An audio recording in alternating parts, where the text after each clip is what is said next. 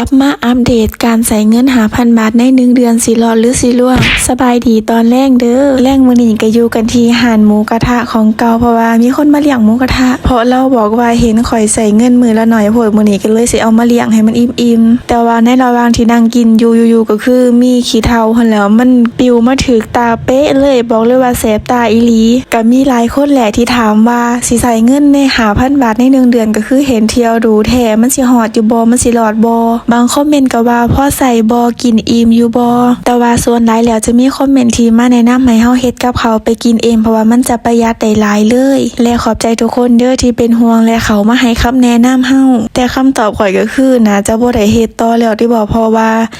เงิน5,000 บาทมันก็คือจะใส่บ่ได้แล้วเพราะว่าข่อยเที่ยวดูโพดแม่เดือนนี้เอาเป็นว่าถ้าจะเฮ็ดคลิปแบบนี้อีกเทื่อนึงก็คือจะต้องซื้อกับเขาวมาเฮ็ดกินเองตามที่เอื้อยเราแนะนำบอกนั่นล่ะแต่ว่าเดือนนี้ก็คือจะต้องได้จบชาเลนจ์นี้ลงแล้วเพราะว่าเฮาไปบ่ฮอดจอดบ่ถึงแล้วขอโทษทุกคนนำเด้อทุกคนหันที่เฮามากินหมูกระทะมื้อนี้ก็คืออยู่ท่าพระเด้อบอกเลยว่าของก็คือตากได้บ่อันแล้วก็บ่จำกัดเวลานำยินแบบนี้ซุมเจ้าคิดว่ามันจะแพงบ่ซึ่งก็คือบ่แพงเลยเพราะว่า2ใบแดงยังมีทอนเพียงแต่